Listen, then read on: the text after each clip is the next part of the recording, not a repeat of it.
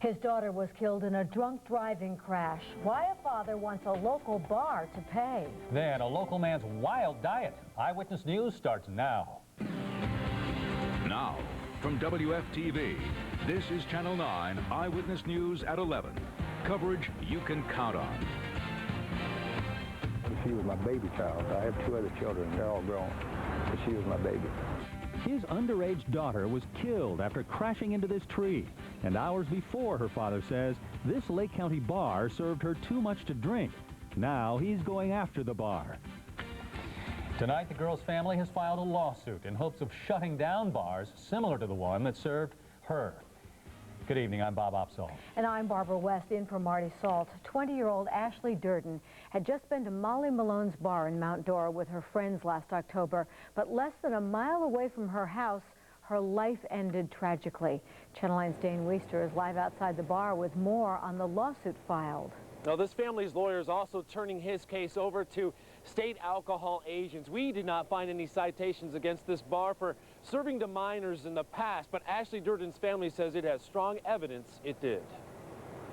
Ashley Durden wanted a long and happy life. The 20-year-old wrote about it in a scrapbook she called Step by Step. In it, she dreamed of being an ER nurse, a wife, and one day, a mother. I have to put it out of my mind as best as you can.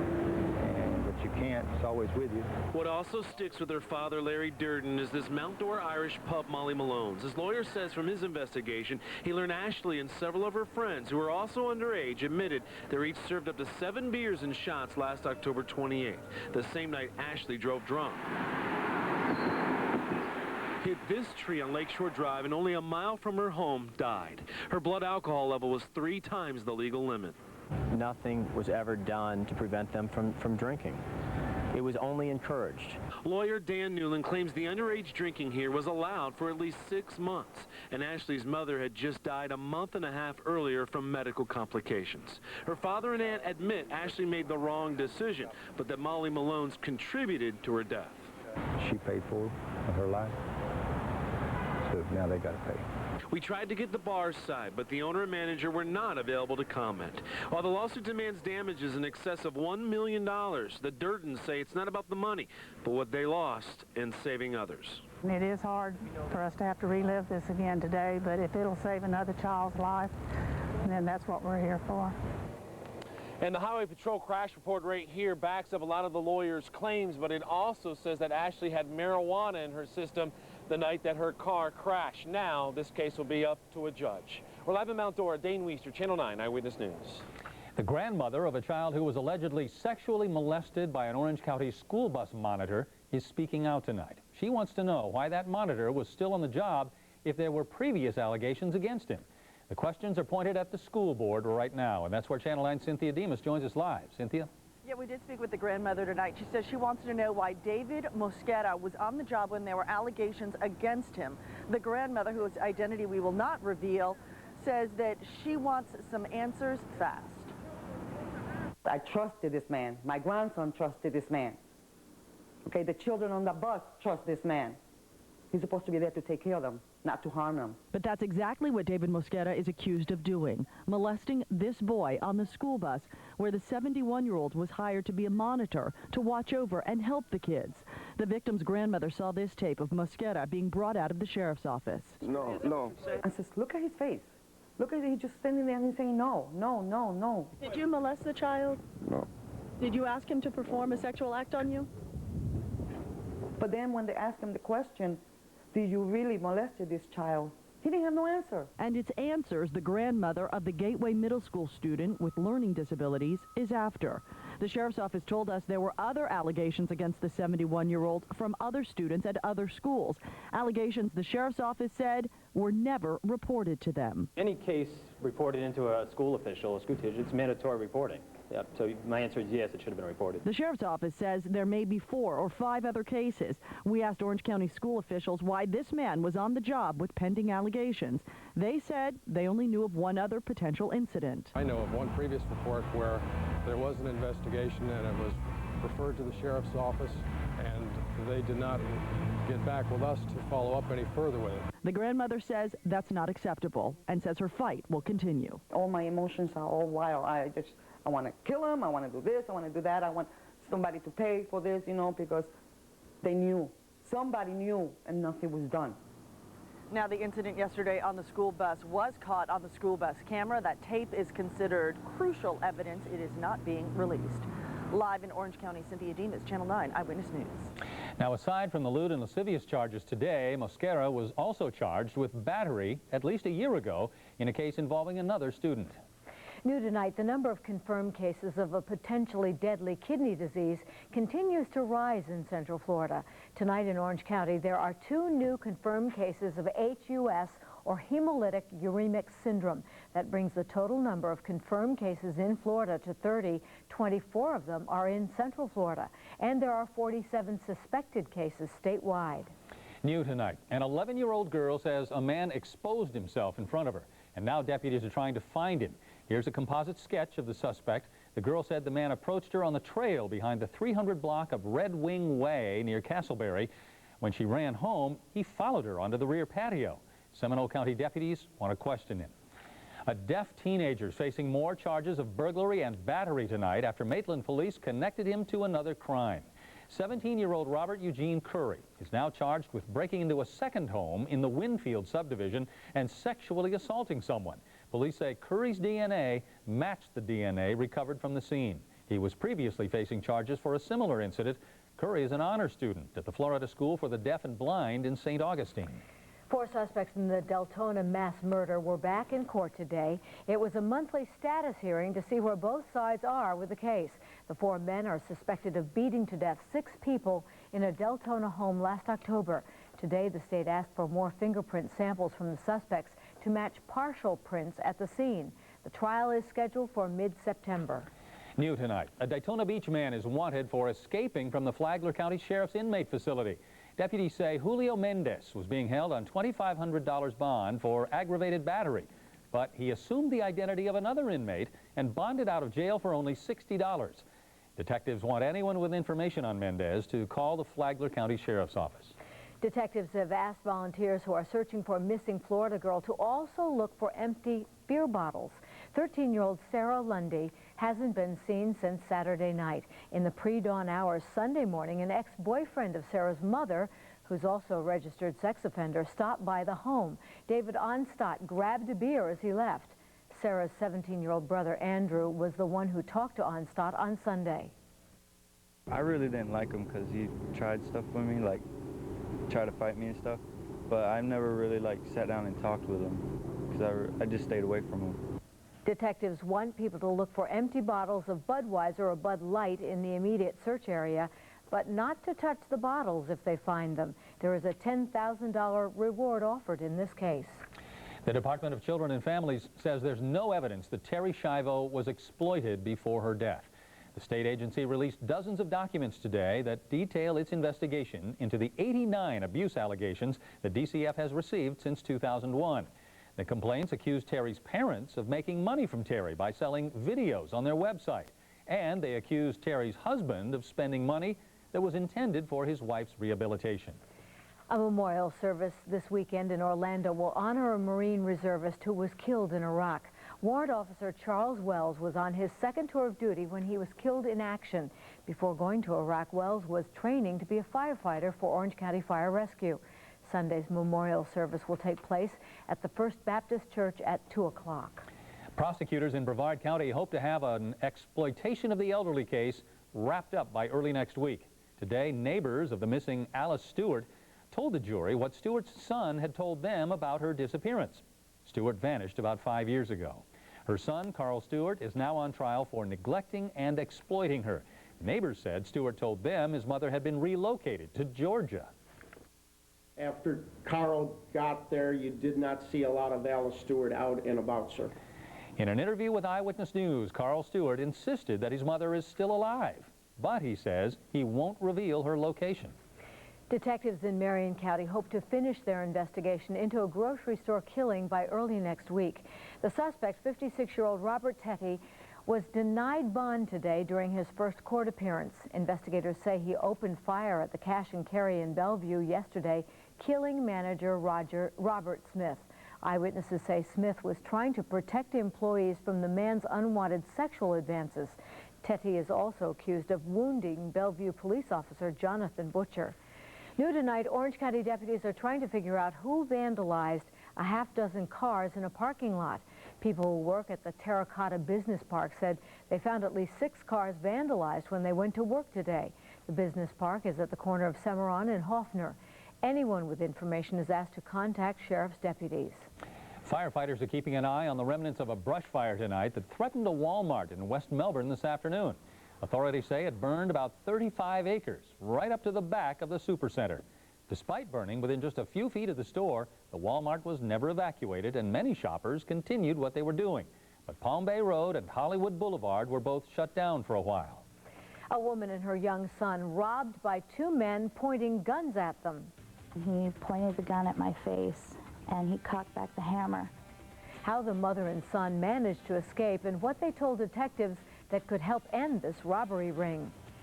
Rough surf is battering our shoreline, but discover what else could keep beaches from being restored in time for hurricane season. Barbara, we'll have that high surf probably through at least the first part of next week, but more specifically for the next few hours, we have some rain to talk about, and we'll do just that coming up. And raccoons, alligators, and other animals found at this home. You won't believe what the owner was doing with them and what really led police here. The Ford F-150. A Daytona man is accused of keeping dozens of wild raccoons in his backyard, and police suspect he was eating them. Police arrested him on drug charges, but once they got inside his home on Vernon Street, they discovered the raccoons and even more illegal animals. Channel 9's Chris Eggert has the story. It's not the nicest looking house on Vernon Street, but from the front, this place doesn't seem too bad. But if the wind just happens to blow the right way, you'll get a whiff of what Sam Robinson has been smelling for a while now. Something a bit hard to describe on TV. What do you think it's me like? Robinson's neighbor, 30-year-old Anthony Harris, always said that he had a permit for raccoon trapping. So when the critters began collecting in his backyard, Robinson turned a blind eye. I didn't say anything to anybody about it, you understand? Just like I said, because I had to live here. Daytona Beach drug agents raided the home on Thursday, and along with cocaine, marijuana, and over $5,000 cash, they found a pygmy rattlesnake, a gopher tortoise, 1 live gator, 1 dead gator. They also found dozens of raccoons. Investigators suspect Harris was eating them. Did you ever see him eating them back there? No. Harris was arrested on felony charges of drug trafficking. He also faces several misdemeanor charges for having the animals. And depending on what a judge decides, he may be eating jail food and not wildlife for a while. As for the raccoons, they're back in the wild tonight. Animal control let them go so they could be in the wilderness, where they belong, not in someone's backyard and certainly not on a barbecue. In Daytona Beach, Chris Eggert, Channel 9 Eyewitness News. A Meadowbrook Middle School science teacher is accused of shoving a student during a test, and now the school district says the case is being turned over to the Orlando Police Department. 6th grader Malcolm Andrews was in his science class last week. He told his parents there was some type of argument, and that's when the science teacher used physical force. The teacher shoved him, and that she took his notes and destroyed his notes, and he did the test as best as he could. The boy's parents are upset the teacher is still on the job. They say the principal won't allow Malcolm to transfer to another class, and so they're enrolling him in a private school. Orange County detectives need your help tonight to catch 2 robbers who've been targeting people in their hotel rooms. Take a good look at these surveillance photos of the suspect shopping at a 7-Eleven store. Detectives have linked these men to the crimes when one victim recognized the men, saying they followed him home from this store. Another victim says the men need to be caught because they almost took her life. He pointed the gun at my face and he cocked back the hammer. All I could think was, oh my God, I'm going to die. My baby's going to come out and discover me. And he pulled the trigger. Luckily, the gun misfired and the suspects took off.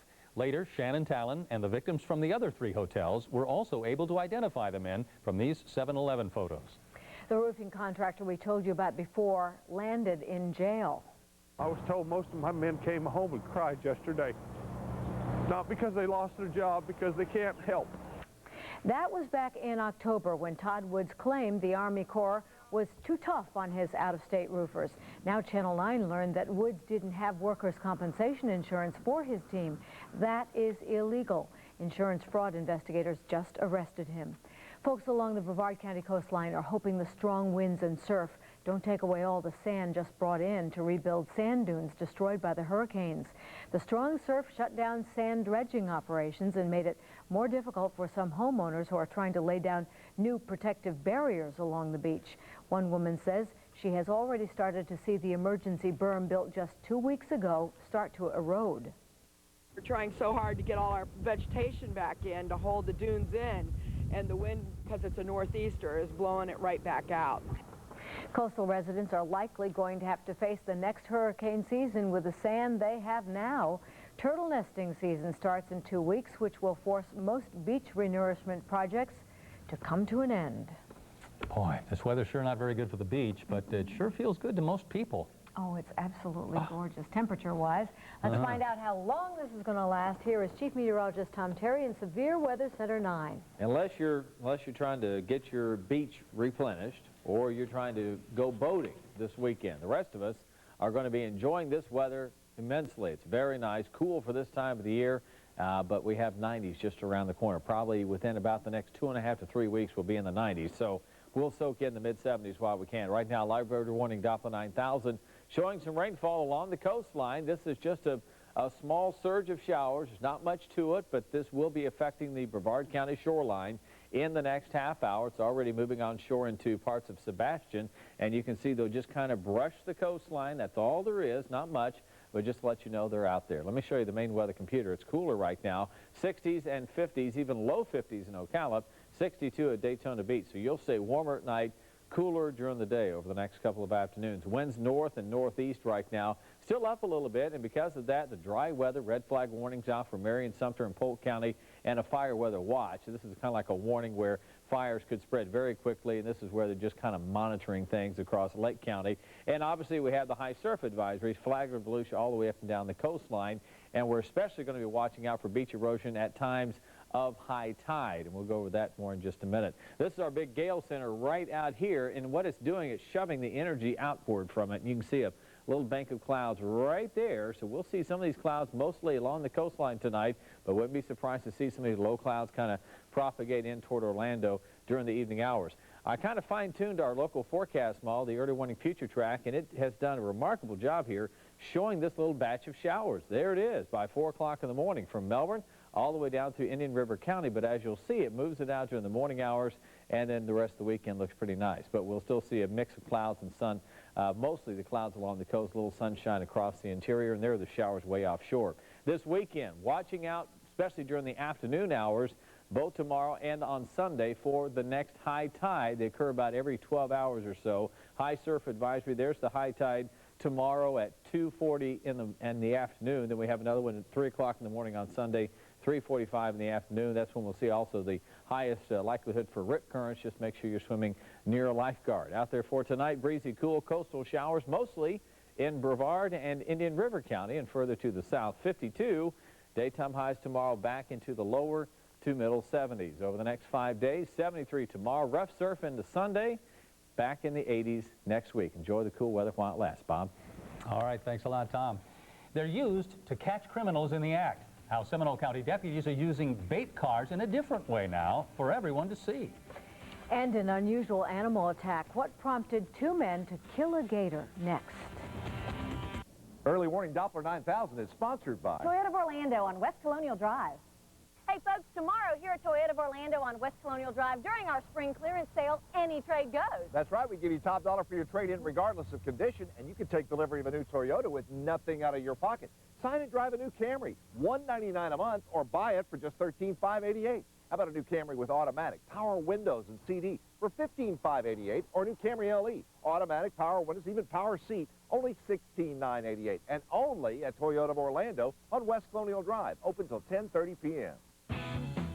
I guess you're just what I need. Circuit City's 56th anniversary sale is going on now, and you'll find hot deals in every department. Right now, save an incredible $300 on this complete E-Machines desktop system, featuring an Intel Celeron D processor, 80-gig hard drive, Canon photo printer, DVD-ROM CDR-W drive, and a 17-inch flat-screen monitor. Only $339.99 after mail-in rebates. Come celebrate the savings at Circuit City's 56th anniversary sale.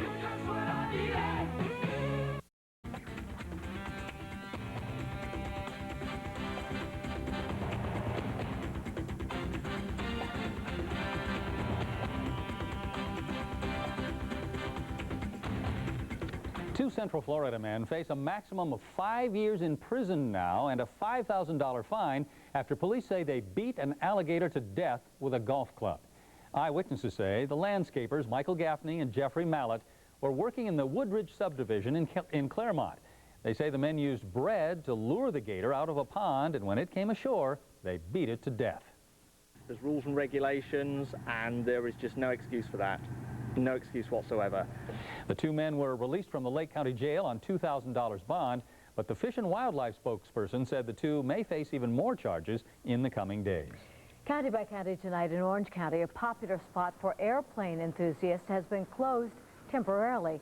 Joe Kittinger Park will reopen once the widening of the East-West Expressway is complete. The park is being used now as a drop-off site for construction and tree debris. Once reopened, the park will be smaller but will still offer close-up views of airplanes at Executive Airport. In Volusia County, a boat is still falling victim to the waves. The Pac-Man 2 washed ashore yesterday. The Volusia Beach Patrol says since then the surf has been just too rough to attempt towing the boat. They say it may have to be cut into pieces and taken out by a crane. In Seminole County, the Sheriff's Office hopes some posters will help deter would-be car thieves. Deputies placed posters at the Seminole Town Center warning thieves the next car they break into could be a bait car. The bait cars have hidden cameras, silent alarms, and even remotes that allow deputies to lock the doors and trap the thief inside. Those videos are always fun to watch. The guy getting caught. Whoops.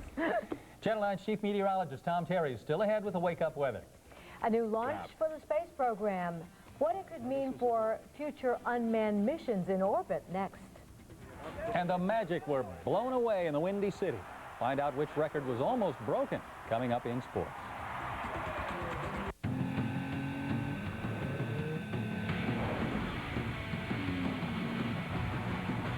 It was the worst day on the stock market this year. The Dow Jones Industrials down 191 points. The NASDAQ off by 38.5, and the S&P 500 fell more than 19. Here are the local stocks we watch. Brought to you by Hummer.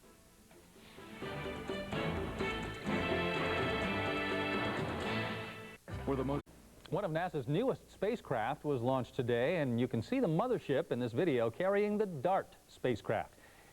It was being dropped this afternoon for launch near Vandenberg Air Force Base, California. The DART, which is just 6 feet long, is testing some new technologies that would be required for other spacecraft to be able to rendezvous with satellites without any human intervention.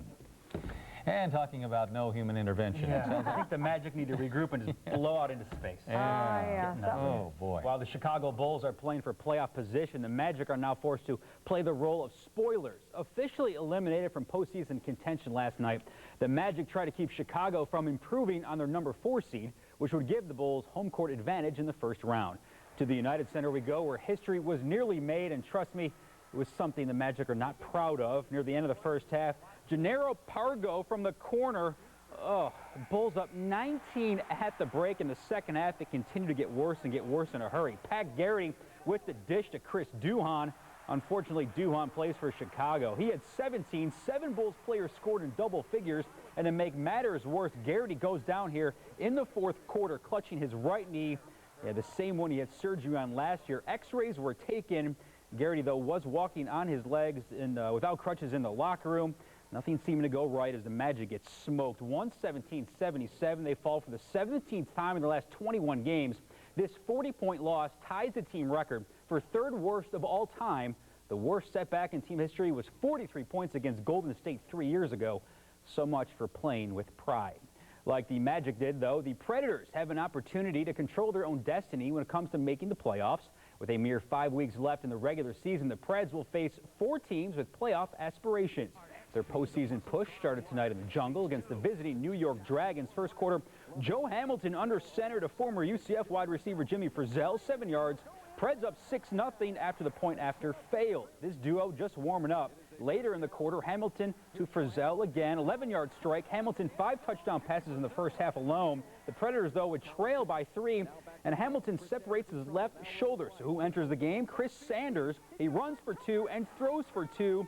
This one to Brett Cooper with under a minute to play. The Preds take it 72-60. They improve to 8-4 with the 12-point win. They score over 70 points for the first time this season. Up next, the Georgia Force at home next Friday. Finally, the Marlins sending Josh Beckett and his 0.0 ERA to the hill to help snap New York's 4-game winning streak. However, Mike Piazza with the RBI double into the left corner. Beckett gives up his first runs and his first loss of the year. New York blanks Florida 4-0. Boy, Predators scored almost as much as the Magic tonight. Yes, hard to believe, right? Incredible. Yeah. They're a good Thanks, team. Zach. Well, let's check in with Chief Meteorologist Tom Terry for a look at wake-up weather. Tom? It's going to be cool in the morning, and we'll have lots of clouds still left over, mostly along the coastline. Pretty decent weekend, though, coming up, Bob. All right, thanks a lot, Tom. And we thank you for watching Channel 9 Eyewitness News. For more on the stories we brought you tonight, log on to our website at WFTV.com. Nightline is next with The Legacy of Dance. Good night. Have a great weekend.